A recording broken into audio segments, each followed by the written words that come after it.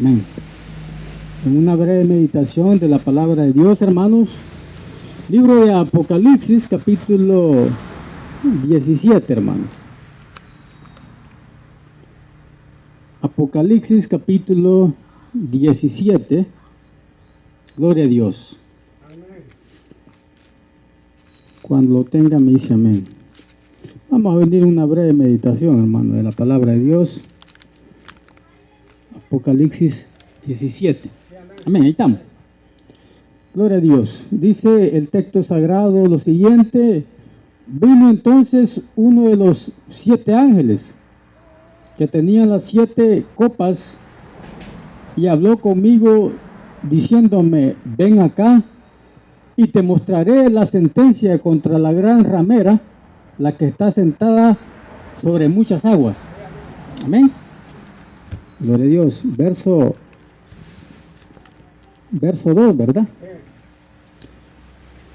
En la cual han fornicado los reyes de la tierra y los moradores de la tierra se han embriagado con el vino de su fornicación. Es una fornicación espiritual, hermano. Y me llevó en el espíritu al desierto. Y vi a una mujer sentada sobre una bestia escarlata llena de nombres de blasfemia, que tenía 7 cabezas y 10 cuernos. La mujer estaba vestida de púrpura y escarlata. Escarlata es rojo, hermano. Y adornada de oro, de piedras preciosas y de perlas. Y tenía en la mano un cáliz de oro lleno de abominaciones y de la inmundicia de su fornicación. Y en su frente tenía un nombre escrito, un misterio: Babilonia la grande, la madre de las rameras y de las abominaciones de la tierra. Con letras mayúsculas, ¿verdad? Amén. Verso 6 dice: y vi a la mujer ebria, o sea, estaba borracha, hermano, de la sangre de los santos y de la sangre de los mártires de Jesús. Y cuando la vi, quedé asombrado con gran asombro. Oiga, doble, va. Asombrado con gran asombro. Amén. Gloria a Dios. Y el ángel me dijo: ¿por qué te asombras? Yo te diré el misterio de la mujer y de la bestia que la trae, la cual tiene 7 cabezas y 10 cuernos. Y la bestia que has visto era y no es, y está a punto de salir del abismo, de subir del abismo, a ir a perdición. Y los moradores de la tierra, aquellos nombres que no están escritos en el libro de la vida, desde antes de la fundación del mundo, se asombrarán viendo a la bestia que no era y no es y será. Está hablando en tiempo y espacio, pasado, presente y futuro. Que no era, es y será. Bueno, hay un juego de palabras ahí, hermano. Y dice, bueno, y será a perdición y los moradores de la tierra, aquellos que no están. Vaya, verso 9. Esto es para la mente que tenga sabiduría, dice, ¿verdad? Las 7 cabezas son 7 montes sobre los cuales se sienta la mujer. Verso 10. Y son 7 reyes. 5 de ellos han caído, uno y el otro aún no ha venido. Y cuando venga es necesario que dure breve tiempo. Amén. Gloria a Dios. Bueno, la gran Babilonia, o Babilonia, la madre de las rameras. Bueno, el título del capítulo del libro dice la condenación, va. La sentencia de la gran ramera apocalíptica. La sentencia de la gran ramera del Apocalipsis. Aquí vemos, hermano, un cuadro futurista, como el Apocalipsis describe, hermano, esta mujer, ¿verdad? Porque es una mujer, ahí representa, simboliza una mujer. Vemos que el libro del Apocalipsis está estructurado en 3 etapas o en 3 facetas, hermano. Del 1 al 5, el Señor le habla a la iglesia. Bueno, el 1 al 3 va, pero ahí hay una manifestación de la gloria y hay una, cuando le dice al apóstol Juan, y la isla de Patmos sube acá del capítulo 5. Entonces, del 1 al 5, llamémosle, hay una etapa donde el Señor le habla a la iglesia, a las 7 iglesias aquellas. Del capítulo 6 al 19, hay otra faceta del libro. Y el capítulo 20 al 22 es la tercera parte del libro. ¿Vea? Que, digamos, es la tercera parte final, digamos, final de la humanidad y la historia humana. Pero aquí está, hermano, un cuadro del futuro. ¿Vea? La escatología bíblica se enfoca en estudiar las últimas cosas de los últimos tiempos proféticos. Y la Biblia, hermano, describe aquí a una mujer, ¿verdad? Que le llama la gran ramera. Esta mujer, hermano, simboliza, bien puede simbolizar a una religión, a una ciudad y a un sistema de cosas paganos. ¿Vea? Entonces, esta gran ramera, hermano, que aparece acá, se refiere, hermano, más que todo a una religión grande. Una religión, hermano, que fue fundada hace miles de años. Esta religión, hermano, está en todos los países. Es universal. Se extiende a todo el mundo. Esta religión grandota, hermanos, o organización paraeclesiástica o religión mundial, tiene templos en todos los lugares, hermano. En sus templos tiene efigies, tiene imágenes. Ellos hacen misas. Cada misa que hacen la cobran, hermano. Cada novenario que hacen la cobran. Entonces, esta mujer que representa una religión, Babilonia, la Babilonia religiosa, que está vinculada también a la Babilonia política, a la Babilonia, porque aparece la mujer sentada sobre una bestia.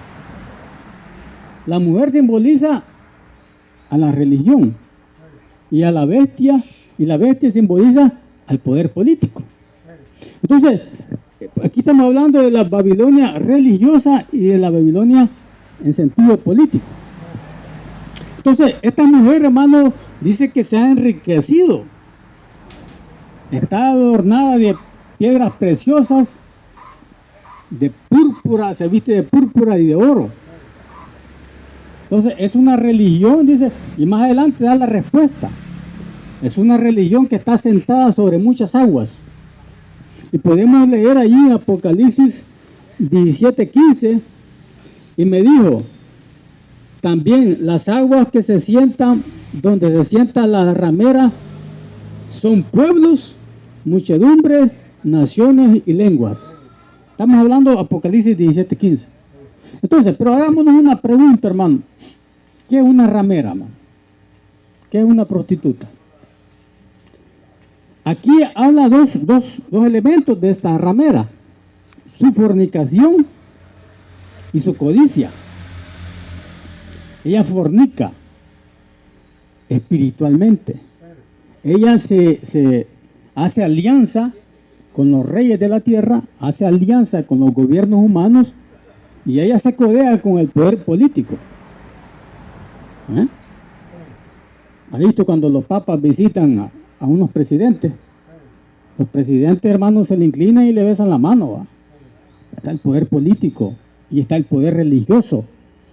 La Babilonia religiosa y la Babilonia política, agarrados de la mano. Entonces, eso simboliza la Babilonia religiosa y la Babilonia política. ¿Ya? En Apocalipsis 18 está la Babilonia comercial, que tiene que ver con el comercio mundial, internacional. Que esas tres áreas, hermanos, lamentablemente, de manera ilícita, de manera ilegal, el diablo las domina. Tanto lo religioso para engañar a las masas. Y el diablo ha inventado el sistema, un sincretismo religioso, un sistema idolátrico para que las masas, los pueblos, las naciones, pueblos, lenguas, se vayan en pos de ese sistema idolátrico y se estén distanciados, estén alejados del verdadero Dios. Es lo que le interesa al diablo. El diablo puede inventar una religión y hacer una imagen allí que la gente siga esa imagen, va. Ya visto cuando dice la gente, allá estaba una figura de una virgen llorando, dice, ahí apareció. Mentiras del diablo, hermano. No tiene nada que ver con Dios. Que la virgen estaba llorando lágrimas allá en un templo, va, X templo. Y de la virgen estaba saliendo una lágrima de sangre. Mentira, hermano. Son argucias del diablo para que la gente, las masas incautas, se enfoquen en eso y desvíen su atención en el verdadero Dios y en el verdadero Jesucristo. O sea, el enemigo trata de crear, como dicen, desviar la atención. Si el enemigo desvía la atención del ser humano en el verdadero Dios, lo desvía la atención. No la enfoca, sino que la desvía, es para engañar a la humanidad. Entonces podemos ver, bueno, una ramera, hermano, una prostituta es una mujer que, bueno, a veces dicen que es por necesidad, ¿va? Que vende su cuerpo, pues, a cambio de dinero, de moneda, de plata. Ella se prostituye, fornica. Pero aquí estamos hablando de una fornicación espiritual. Por ejemplo, el gobierno de España le da una subvención financiera del presupuesto público español a la religión católica española. Pasa billete. Antes también otros gobiernos, no sé si el gobierno todavía existe eso, los gobiernos latinoamericanos, mundiales, le daban en el presupuesto público una asignación eclesiástica, una partida presupuestaria, le llamaban asignación eclesiástica del presupuesto del Estado para la religión. Vea, imagínense. Aparte de lo que cobran de las misas, de las ofrendas, de las limonas que le llaman. Entonces, toda esa plata, hermano, va destinada. Por eso el Banco, el Vaticano es uno de los bancos más millonarios del mundo, hermano. O sea, ahí tienen reservas de oro, de lingotes de oro, de dinero, hermano. Que dice que el Banco del Vaticano tiene el dinero para pagar, para erradicar la pobreza mundial. Pero no lo hacen, va. La pobreza siempre existe, hermano. ¿Por qué la religión grandota acumula tanto dinero, tantos millones de euros? ¿Y por qué ese dinero no lo enfoca en los pobres del mundo? ¿Por qué no lo hacen? No lo hacen, va. Deberán de hacer, hombre, deshacerse de esos millones que tienen y ayudarle a los pobres del mundo. ¿Por qué no lo hace la religión católica eso? Si ellos son millonarios. Los acumulan para sus propios intereses. De hecho, hay un cardenal del cuerpo cardenalicio, se me escapa el nombre, el apellido de este señor, utilizó 200 millones de euros destinados para los pobres. Él compró mansiones para él. La mafia en el Vaticano. Y hubo un escándalo ahí financiero. Fue en tiempos de Joseph Ratzinger, el Benedicto XVI, que después renunció. Hubo un escándalo financiero que el Instituto de la Religión para las Obras, conocido como el Vaticano, Ellos le llaman Instituto de la Religión para las Obras, IRO. Pero es el Vaticano, el mismo Banco Vaticano. Había destinado 200 millones para los pobres. Y ese cardenal se lo agarró y compró mansiones, hermano. Entonces hubo un desvío de fondos, una malversación de fondos. Entonces podemos ver ahí que ellos son millonarios. Esta Babilonia religiosa es pudiente. Y dice aquí, y la mujer está vestida de púrpura y escarlata y adornada de oro. La riqueza, hermano, que posee, va. Todo símbolo de riqueza. ¿Sí? De oro, de piedras preciosas y de perlas. O sea, esa mujer religiosa, esa estructura religiosa, ese sistema religioso, es opulento, hermano. Son millonarios, ¿verdad? Allí sí hay plata, hermano. Desde que fueron fundados les llega plata de todos los lugares, de todos los templos. Y hay ciertos millonarios que les ayudan a ellos también, ¿verdad? Que pertenecen a esa estructura y les ayudan también. Los gobiernos les ayudan también, porque ellos están vinculados con los gobiernos. Entonces dice, y tenía en la mano un cáliz de oro lleno de las abominaciones y de su inmundicia, de su fornicación. ¿Por qué? Porque ella se codea con el poder político. Y en su frente lleva un nombre escrito: Babilonia la Grande, la madre de la ramera y de las abominaciones de la tierra.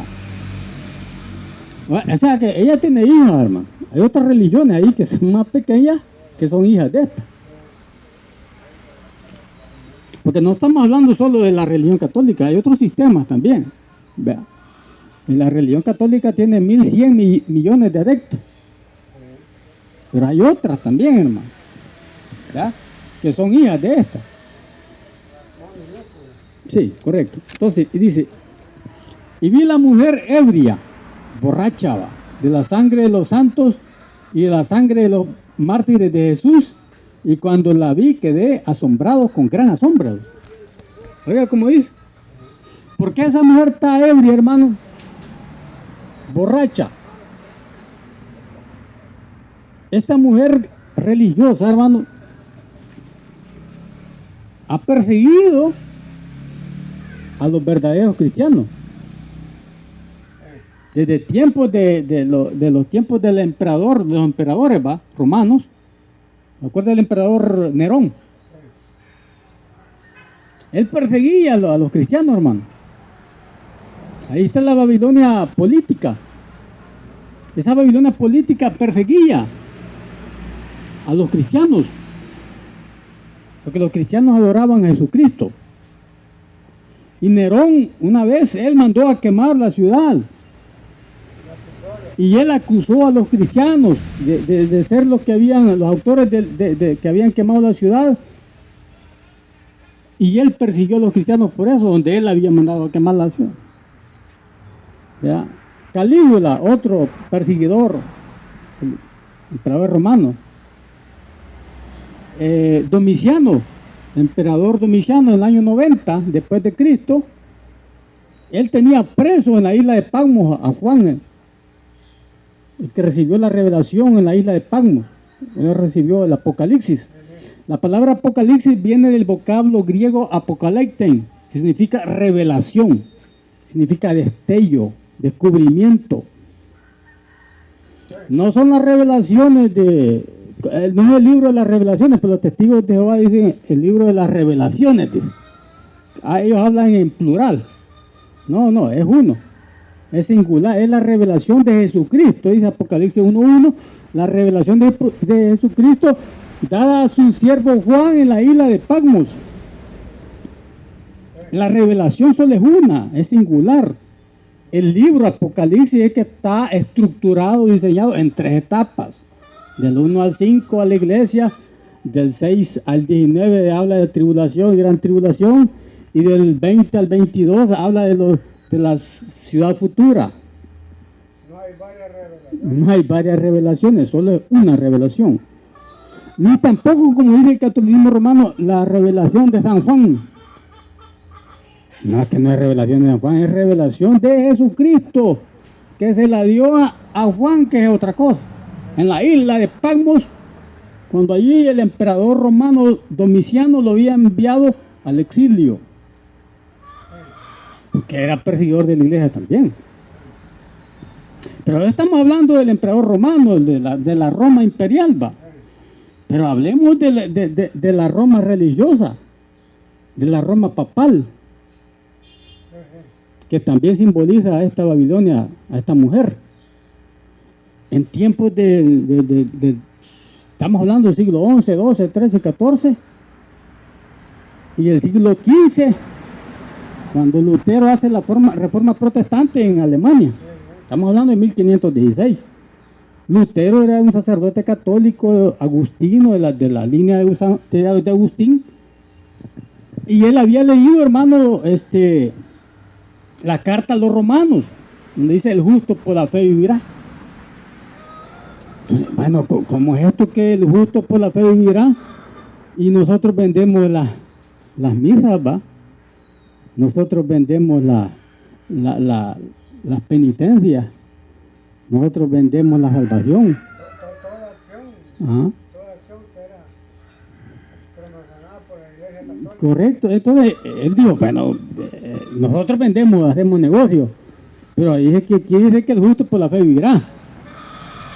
Vendían las bulas papales, que eran documentos donde el Papa lo firmaba y lo sellaba, lo vendían en documentos prácticamente eran documentos de salvación. Le daban ese documento a la persona pagaba dinero y le decían que era salvo, ¿verdad? Que ya estaba salvo, ¿sí? Se llaman las bulas papales. Entonces, él descubrió, pues, en esa revelación, de que todo ese sistema, hermano, no era adecuado, no era acorde a la Sagrada Escritura. Entonces viene él y escribe las 95 tesis en la iglesia de Wittenberg de Alemania. Él era católico que se sale del catolicismo romano. Pero aparte de Lutero, habían cristianos verdaderos aparte, que no tenían nada que ver con el catolicismo romano. Viene la religión católica con su llamada Santa Inquisición, perseguía a los cristianos y los mandaban a matar en la hoguera, los quemaban. Está él, que dice que la mujer está borracha de la sangre de los mártires de Jesús. Esta mujer es religiosa, este sistema idolátrico religioso perseguía a los verdaderos cristianos y los mataban en la mal llamada Santa Inquisición, que de santa no tenía nada. Entonces, verdaderos cristianos siempre han existido, pero esta religión grandota los ha perseguido. Antes era la Roma imperial, pero ahí la Roma papal perseguía a los verdaderos cristianos. Entonces, por eso es que la mujer dice que está ebria, borracha de la sangre de los mártires de Jesús, porque ellos los mataban, ¿verdad? Y hacían cacería, el Santo Oficio, la Santa Inquisición, en Europa, en España, incluso en México también. Entonces ellos ejercían dominio. Entonces, esta mujer está sentada sobre una bestia. Esta bestia, hermano, simboliza el poder político. Y esta bestia es la misma de Apocalipsis capítulo 13, que va a emerger un hombre, un estadista mundial, que es este estadista, hermano, no va a permitir ninguna religión. Él va a instaurar su propia religión, una religión imperial, un culto a la personalidad de él. De tal forma de que esta bestia tiene siete cabezas y 10 cuernos. Pero estas 7 cabezas, hermanos, simbolizan a 5 emperadores que han habido, a un sexto y a un séptimo que ha de venir, y que es el octavo, y que sube a perdición. Hay un juego de palabras ahí, va. Pero son como 7 formas de gobierno que ha existido. Y los 10 cuernos que tiene la bestia simboliza a 10 reyes de Europa que van a gobernar brevemente con esa bestia. Pero la bestia que está, la bestia que anda a la mujer, la misma bestia se le da vuelta y le ordena a los 10 cuernos que la maten, que se la devoren y la quemen. O sea, la Babilonia política se va a dar vuelta, ya no la va a andar cabalgando, la va a traicionar, correcto. Entonces va a matar a la mujer, la va a destruir, la va a quemar. Es como aquel dicho que dice, mal paga el diablo a quien le sirve. El diablo utiliza las religiones idolátricas para engañar a la gente, pero al final el mismo diablo va a destruir todas las religiones y él va a implantar su propia religión mundial, que adoren al anticristo, a la bestia, al hombre de perdición, tiene varios nombres, ¿va? Entonces, porque el diablo va a destruir todo el sistema religioso, todo. Él va a instaurar su propia religión. Entonces, la bestia le ordena a estos 10 reyes, estos 10 gobiernos que destruyan a esta bestia. Y dice aquí, leamos el verso 15, hermano. Me dijo también, las aguas que has visto, donde la ramera se sienta, son pueblos. Oiga, muchedumbres, naciones y lenguas. Y los 10 cuernos que viste en la bestia, esta la aborrecerán. Amén. A la ramera y la dejarán desolada y desnuda y devorarán sus carnes y la quemarán con fuego. Porque Dios ha puesto en sus corazones el ejecutar lo que Él quiso, ponerse de acuerdo y dar su reino a la bestia hasta que cumplan las palabras de Dios. Y la mujer que has visto es la gran ciudad que reina sobre los reyes de la tierra. Se le va a dar vuelta ahí, va. Los 10 cuernos, los 10 reyes estos, la van a destruir a ella. Porque la bestia les ordena que la destruyan. Se acaba todo sistema religioso de idolatría, hermano. Se acaba el sistema de la Virgen de Guadalupe, de la Virgen de Coromoto, de la Virgen de Chiquiquirá, la Virgen María. Todo el sistema se termina, ¿verdad? Entonces, pero ¿por qué? Porque la bestia ordena que la destruyan. Porque él va a implantar su propio sistema de religión. Amén. Entonces, podemos leer ahí, hermanos, podemos leer Isaías 1:21, leamos, hermano.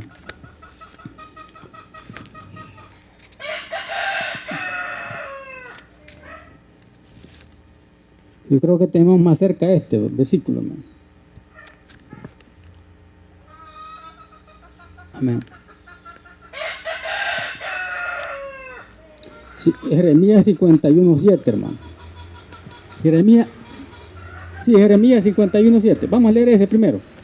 Lo voy a leer. Jeremías 51:7 dice: copa de oro fue Babilonia. Amén. En la mano de Jehová, que embriagó toda la tierra. De su vino bebieron los pueblos. Y como dice, hermano, se aturdieron, dice. Por tanto, las naciones. Jeremías 51:7. Del vino de la Babilonia tomaron todos los pueblos. Del vino del engaño. ¿Cómo dice la gente?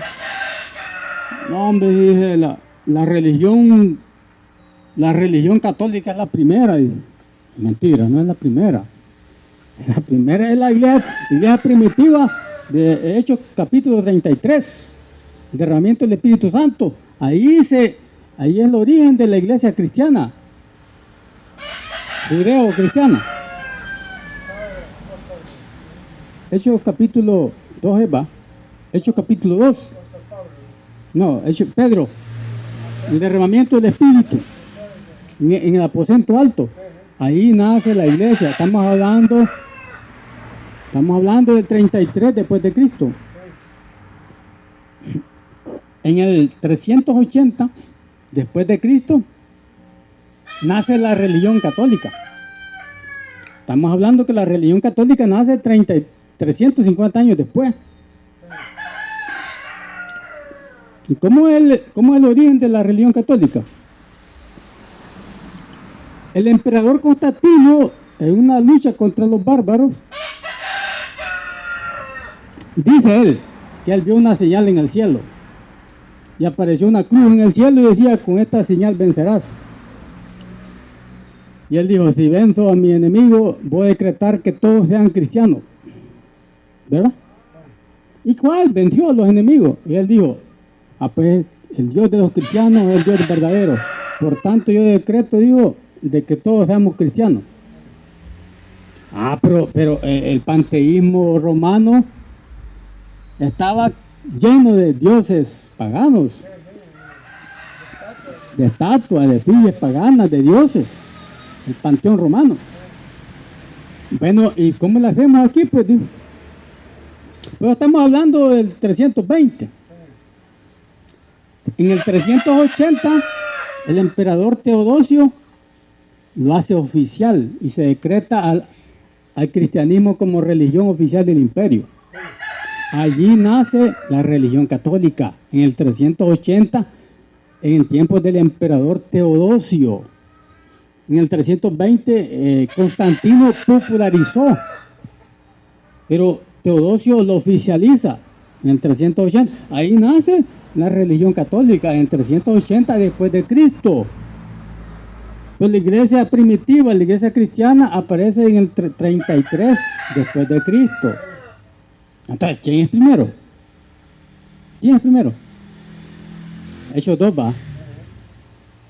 La religión católica aparece después, 350 años después. Entonces, pero ¿qué problema hay aquí, hijo? El panteísmo romano, ¿cómo lo unimos con el cristianismo? Pues, fácil. A Venus, Dios romano, pongámosle que es San Pedro, hombre. ¿Ve?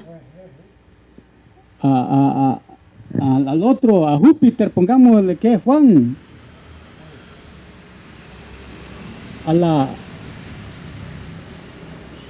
la diosa que tenía al niño chineando ahí, a la diosa romana. Creo que no sé si era Afrodita, parece. O Venus. Venus con el hijo. Fácil, cambiamos el nombre, pongamos que es la Virgen María y el niño Jesús. Construyamos templos grandes y aquí digamos que la mujer y la madre y el hijo, María y el niño. Júpiter, pongámosle que es San Pedro. Y hagamos templos grandes, hagamos templos de sacerdotes. Ahí nace ya, pongamos los conventos, los monasterios. Ahí nace la religión católica. Esa es la historia, pues. La propia religión grandota, que es fundada en el 380 después de Cristo. Desde entonces, claro, son millonarios, va. Tienen plata, pues. Le llevan limosna, ofrendas de todo el mundo.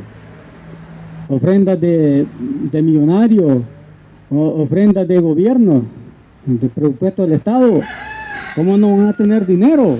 Allí dice que está adornada de oro y de perlas preciosas la mujer, dice. Es millonaria, pues. Pero lamentablemente con la cuestión de la historia, ¿verdad? La gente vincula a esa religión grande con el evangelio, Y usted, si usted lee el verdadero evangelio con ese sistema religioso, es distinto. No tiene nada que ver. Entonces, ¿qué hizo Teodosio? Formar un sincretismo religioso. ¿Qué es un sincretismo? Un sincretismo es una suma de ideas religiosas y filosóficas. Una amalgama, una ensalada, una unión, un sincretismo religioso. O sea, el catolicismo romano lleva ideas egipcias, babilónicas, persas. Y para que se vea decente, barnicémoslo de un poco de cristianismo también, va, a la religión, pues. Y dice allá en Efesios 4:11 que Dios llamó, dice, a unos pastores, profetas, evangelistas, y ellos le pidieron sacerdotes, sacerdote. El padre, dicen ellos. Pero ahí no dice, ahí en Efesios 4:11 no dice que Dios designó sacerdotes católicos, no. Dice pastores, evangelistas, maestros, ¿vea? Apóstoles. A esos son los que nombró el Señor. No han nombrado sacerdotes. Sacerdotes fueron en el Antiguo Testamento. Pero hoy en el Nuevo Testamento y la iglesia, en la era de la iglesia, no tienen que existir sacerdotes. Son pastores, evangelistas, maestros, apóstoles, ¿va? Predicadores, pero no el sacerdocio. Eso no existe.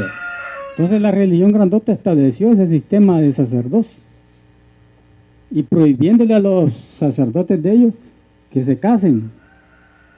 Le llaman el celibato sacerdotal, el estado de soltería perenne, porque dice que el sacerdote está casado con la iglesia.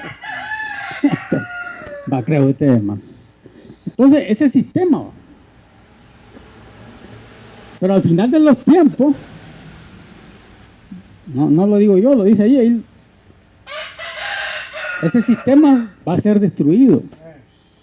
Todas esas grandes construcciones que usted ve, ese imperio mundial que va a venir a futuro, va a destruir todo eso, hermano. ¿Mm?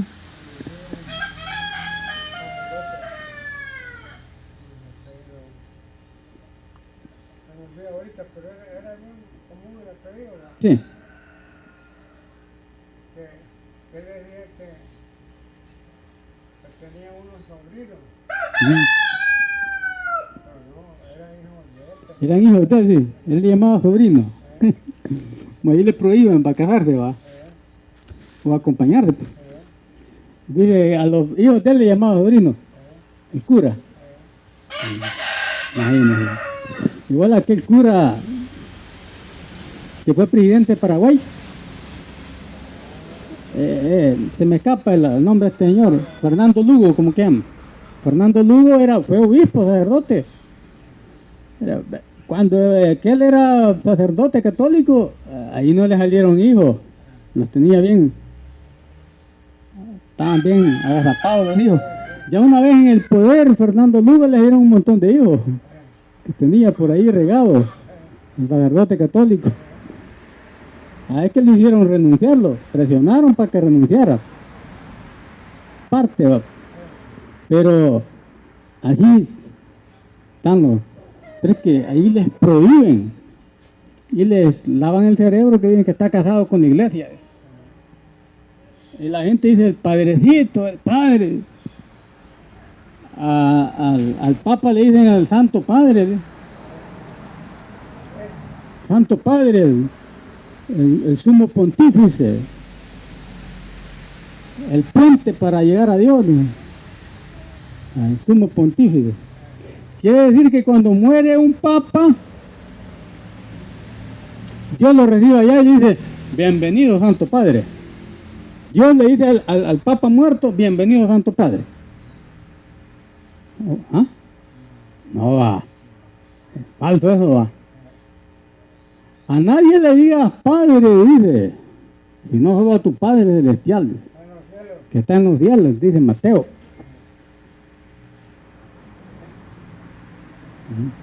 El joven rico le dice, Maestro bueno, ¿qué haré para heredar la vida eterna? No me llames bueno, bueno solo Dios, le dice. ¿Vea? ¿Bien? Bueno, solo Dios. Padre Santo, solo Dios. Hay unos conceptos, hermanos, del mundo de que la gente se ha hecho, pero son erróneos, totalmente erróneos. Pero la Biblia dice otra cosa. ¿Ya? Padre Santo, solo Dios. Bueno, solo Dios. Nosotros decimos, ¿va? Por cortesía social, es buena persona. No, pero bueno, solo Dios. ¿Ya? Es como cuando el rey David actuó locamente haciendo un censo militar para ver el poderío militar que tenía, ¿va? Pero Dios no le había dado instrucciones que hiciera ese censo. Y Abner le dijo, mira, señor rey, le dijo, no es bueno que haga eso, no, anda a hacerlo. Le dijo. Bueno, pudo más la palabra del rey que del general, ¿va? Y le llega el profeta y le dice, locamente has actuado, le dice. No tienes que actuar así, le dice. El Señor te manda 3 mensajes. O viene espada a tu casa, o viene plaga a tu casa, o caes en mano de tus enemigos por haber actuado locamente haciendo ese censo. Y le dijo el rey David, ¿va? Sabio, porque lo que le respondió fue sabio. No le dijo, prefiero caer en las manos de Dios, le dice, porque Dios tiene misericordia, les dice. Los hombres no tienen misericordia. El único que tiene misericordia es Dios Todopoderoso.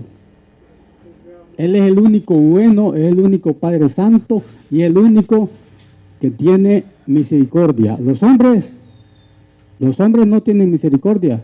Los hombres hablan de matar, de que lo metan preso, que lo juicien, que le hagan aquí, que le hagan acá, en alguna falta que alguien ha cometido. El hombre no tiene misericordia. Si alguien piensa que el hombre, el humano, tiene misericordia, está equivocado. Está errado totalmente. El único que tiene misericordia se llama Dios Todopoderoso. Amén. Gloria a Dios.